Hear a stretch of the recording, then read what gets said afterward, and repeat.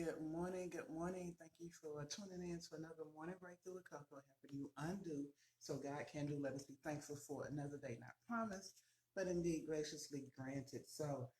Prayerfully, everybody is safe this morning, wherever you are. So let's jump right into this morning. This morning's lesson is a bit interesting. So we have been talking about different types of stronghold. We talked about generational conflict resolution and bad decision making. This week we've talked about selfish deception strongholds, and this morning for day 4, we are continuing with money matters more strongholds. Good morning, Angela. I was just thinking about you. I didn't think you'd be on. Isn't the day Thursday? But anyway, I hope you are doing good this morning, sis. Good morning, Sharifa. Um, So this morning we are talking about money matters more strongholds. So we've been talking about Jacob, Rebecca, Esau, and Isaac, Rebecca, Jacob, and Esau. And the first thing that we see here is it tells us to read Genesis 27:30 through 45. And what you find is, and the question is, note in particular the ways in which treasure or money plays a part in the way their story unfolds. So one of the things that you will find when you read this story that we all are should be familiar with um, is where Jacob deceived his brother to get his blessing. And we see that when Esau goes in, that to get the blessing, his dad is a little bit confused. Isaac is a little bit confused because he already gave the blessing to who he thought was Esau, which was actually Jacob. And Esau gets so upset to the point that he says he is going to kill his brother. And Rebecca happens to hear him and then tells Jacob to flee to her brother's home, Laban. Um, and so this is something that we know still happening today. And it is something that many of us are very familiar with. And the one time that we see where people get out of character or where you see their true character come out is when a person dies, when a mother or a father passes away, and then there is argument over money, argument over possessions. And this is the same thing that's happening in this family. It's the same thing that we still see happening in families today, where siblings are fighting over.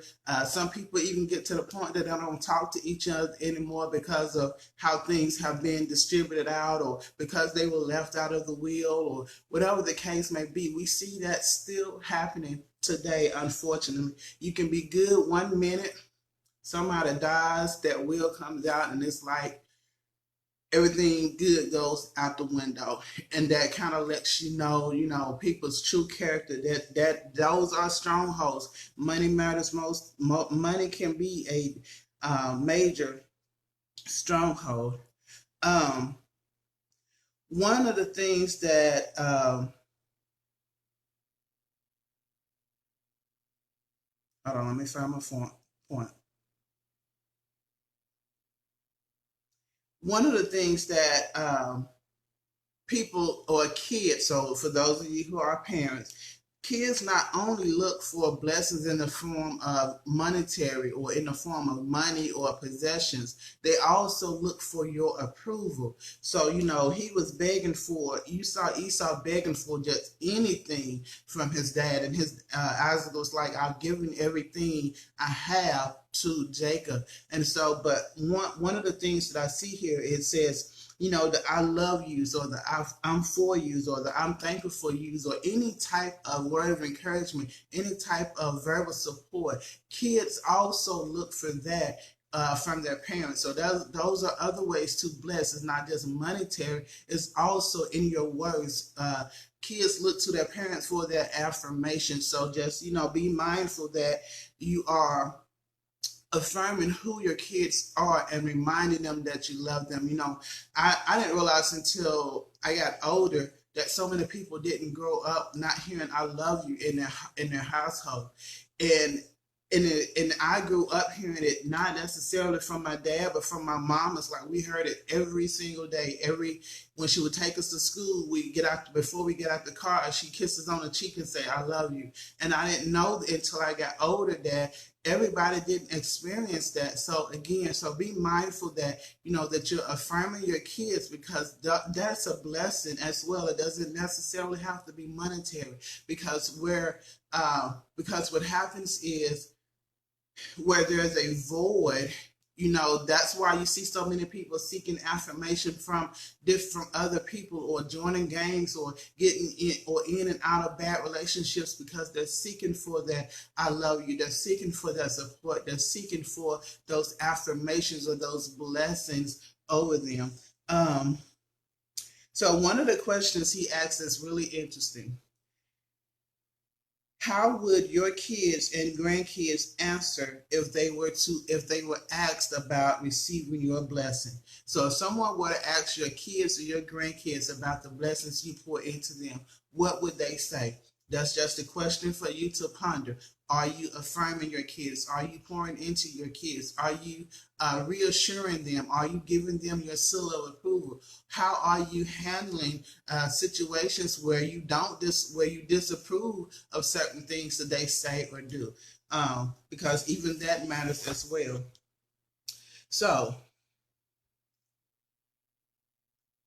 he gives us 5 different mindsets of internal thinking that a lot of people tend to deal with as far as money matters, or money strongholds. And one of the things he mentions too, before I get to those points, is where then they had the blessing. Today it is a matter of the 401k, the pension, the savings, and all those different things that we leave behind. So one of the things that I will say is this: I'm thankful that when my mom passed, between me and my sisters, it's just 3 of us, we didn't have any issues with splitting things up, dividing things up. For us, we simply, it was real simple for us, in that what we gave Mom, that's what we took back to our household, so to speak. There was no issue with the money thing. But here's what I will say, based on what happened with when my dad passed, especially for, and this will go for mothers too. If you have multiple kids by multiple people, I encourage you, please, please, please make out a will or have something to express how you wish for things to be divided up on your passing. So that's just a word of advice. It's just a word of encouragement. If you have multiple kids by different people, make a will, make something to show how to distribute your possessions and all of that after you pass. So one of the internal thought processes that people have with money is this: I have, therefore I am. So a lot of people grow up in families where they get everything they want, or I think it's what people call, you grew up with a silver spoon in your mouth. Everything they could possibly desire, they have. So when they grow up, when they become adults, they think that everything that they want, that they can have, not realizing that they have to work for it, or either they get to the point where they have tantrum fits, even as adults, like, I need to have this because this defines who I am. So a lot of times when you have people in the household, when you as a parent teach your children or buy them everything they want, or you build, or that's the type of environment you build, that's what they identify with. So they identify with possessions, meaning that they have to be important. And even if, as opposed to somebody growing up in a different household, they learn that you don't have to be important. But again, with the I have, therefore I am mindset, there's a false perception created. It may look good on the outside. It appears to be good on the outside, but they're struggling on the inside. And what some people don't realize is that you have to consider the debt. So I have, therefore I am. So again, this person with this particular mentality, they believe that they have to have different possessions, or have to have money, or have to have certain type of car, certain type of house, certain type of clothes, certain type of branding of clothes to be important. That's what they identify with. If they don't have those things, good morning, Nisi. If they don't have those things, they feel worthless. They feel useless. So we have to be careful of that type of mindset. And again, these are just different mindsets that people have who struggle with money strongholds. The second one he gives is, I count, therefore I'm safe. So maybe you're the frugal person where you're watching your money, and then maybe you're looking down on those who spend a lot of money. But at the same time, for those that watch their money, are you using the money that you're saving to bless other people? The third one he talks about is, I covet, therefore I resent. This is the person that likes to keep up with the Joneses. They see what other people have and they want it, and they will go out of their way to get it, not even realizing. So maybe you're single, or maybe you're two people are friends, one single and one married. The married person goes out and get a car, goes out and get a house. The single person sees this and they want to go do the same thing. Well, guess what? You can't do that, because that married person, it's two of them, it's only one of you. They have a double income. You may only have one income. But with the I covet, therefore I resent, that's people who are stuck in a mindset where I have to have what somebody else has because I want to be the same way. I want to be received a certain way. I want to be receive this type of approval. The next one, the next mental or internal thinking process that somebody has who is under the money stronghold is, I'm content, therefore I'm superior. I'm content, therefore I'm superior. And this kind of goes back to the number 2. This is the person who they have saved their money. They have money in reserve in the bank. They have the whole 6-month reserves. People talk about probably more than that. They've invested their money in stocks. They are good. They have a good nest egg. They can travel. They can do different things. But how are you blessing others? Remember that as we receive, we are to also give, or as we are blessed, we are to bless others. Some people will only think of themselves. It's like, okay, I got my nest egg, my family good, or my household good. I'm not worried about anything else or worried about anybody else. So we have to be careful with those type of mindsets. God does not give us just to hoard and keep to ourselves. He gives to us so that we can bless other people. The last one he talks about, and this is my last point for the morning, I compare, therefore I borrow. I compare, therefore I borrow. This is the person who, again, trying to keep up with other people, see what other people have. So, and they don't have the money to do it, but what they'll do is they'll get these credit cards and they'll go out and buy stuff, and then you have to and wait for the credit bill to come in that you don't really have the money to pay for. And one of the things that I had to, I know, just to be transparent, when I was growing up, when I got out of high school, we had checks then, and I think some people still use checks now, but out of high school, I had a problem writing high checks. And I got to the point where, okay, you got to stop this. So what did I do?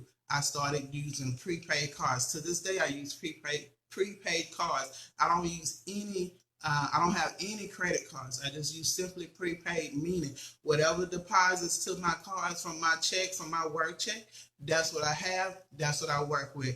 Nothing credit. But I had to change my mindset on that because I didn't want to. I had enough of the bills coming in. I didn't want to have those outstanding bills like that where I'm paying for something and don't have the money for it. But that's what I compare. Therefore, I borrow means. Be careful with using credit cards because it's good. They get a lot of students like that when they're first starting college. But remember, you still have to eventually pay for it with interest.